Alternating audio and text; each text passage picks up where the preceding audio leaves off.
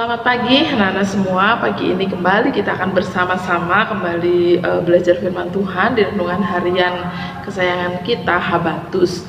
Dan biarlah kita semakin hari semakin bertumbuh, semakin mengenal Tuhan, semakin mengasihi Tuhan, dan semakin mengerti firman Tuhan. Pada hari ini firman Tuhan diambil dari Nehemia pasal 6 ayat 1 sampai ayat 19. Nanti silakan untuk dibaca di Alkitabnya masing-masing. Bagi yang belum bisa membaca, minta tolong kakaknya, minta tolong bapak ibunya untuk membantu membacakannya. Nah, di sini kita akan bersama-sama belajar tentang Nehemia, masih Nehemia ya, bagaimana dia kembali membangun tembok Yerusalem dan begitu banyak sekali tantangan, rintangan, hambatan, cercaan, celaan, dia diolok-olok, dia dihina oleh orang-orang yang tidak suka kepadanya. Tetapi di sini kita melihat Nehemia seorang yang kuat, Nehemia seorang yang teguh di dalam Tuhan, karena dia sadar dia melakukan semuanya itu, yaitu pembangunan tembok Yerusalem itu untuk kemuliaan nama Tuhan. Jadi dia terus maju meskipun banyak tantangan, meskipun banyak rintangannya, meskipun banyak hambatannya. Kita akan melihat ayat 1 sampai ayat yang keempat. Bu Ribka akan membacakannya. Ketika Sanbalat dan Tobia dan Geshem, orang Arab itu, dan musuh-musuh kami yang lain mendengar bahwa aku telah selesai membangun kembali tembok sehingga tidak ada lagi lubang, walaupun sampai waktu itu di pintu-pintu gerbang belum kupasang pintunya, maka Sanbalat dan Geshem mengutus orang kepadaku dengan pesan, mari kita mengadakan pertemuan bersama di Kefirim di lembah Ono. Kemudian mereka berniat mencelakakan aku.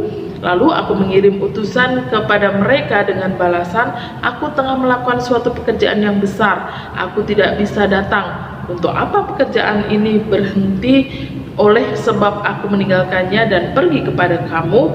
Sampai 4 kali mereka mengirim pesan semacam itu kepadaku, dan setiap kali aku berikan jawaban yang sama kepada mereka.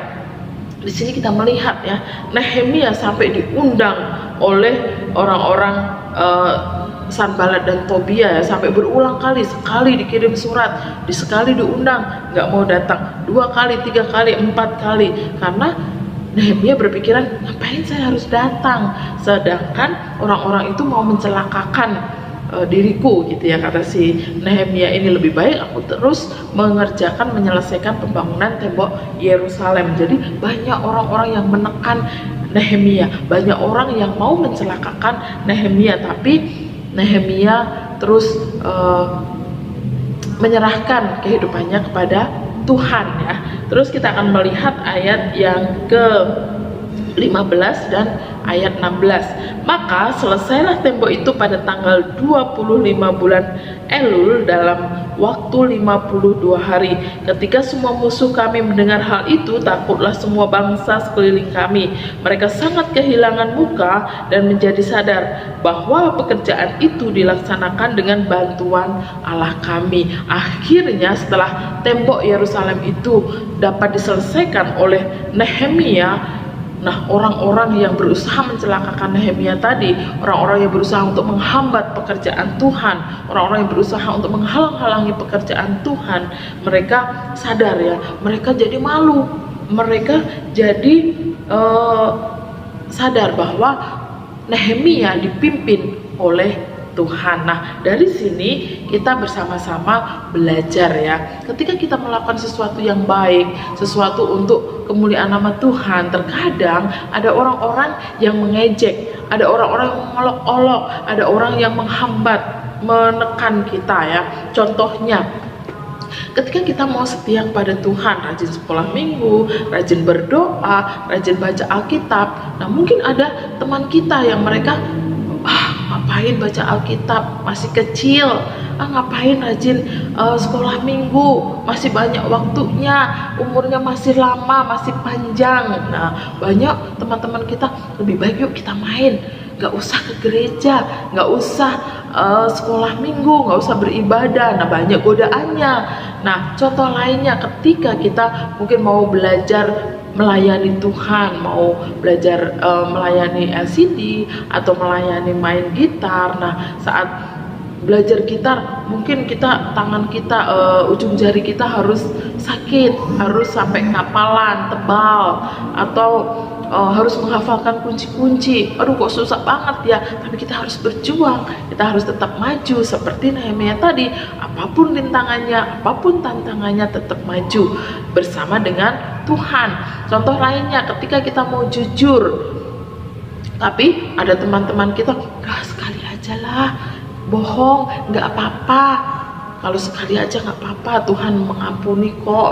Nah, kita harus punya pendirian, aku harus jujur, berkata-kata yang benar.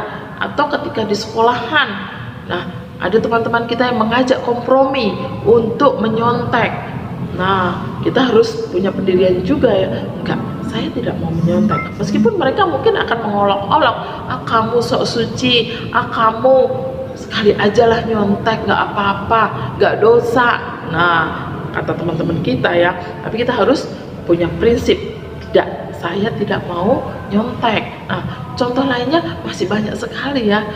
Ketika kita tidak mau berbohong, ketika kita mau belajar untuk setia kepada Tuhan, begitu banyak tantangannya, begitu banyak rintangannya. Tapi kita harus tetap teguh, tetap kuat, tetap memegang prinsip bahwa apa yang kita lakukan ketika semuanya itu benar di hadapan Tuhan, jangan takut ya, jangan takut. Tapi kita harus terus maju dengan pimpinan, dengan pertolongan dari Tuhan, dan Tuhan yang akan memberikan keberhasilan.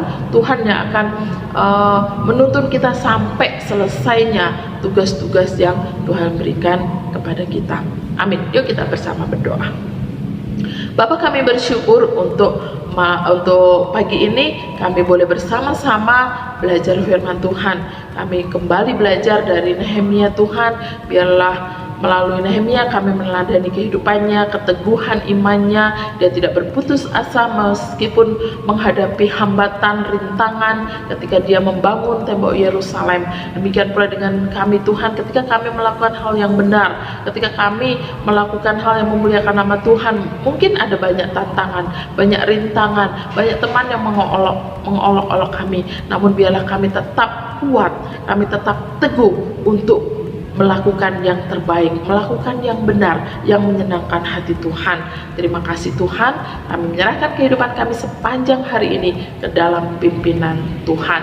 Dan kami menyerahkan, biarlah kami semakin bertumbuh, semakin mengasihi Tuhan. Di dalam nama Tuhan kami Yesus, kami sudah berdoa dan bersyukur. Amin. Selamat pagi, Tuhan Yesus memberkati kita semua.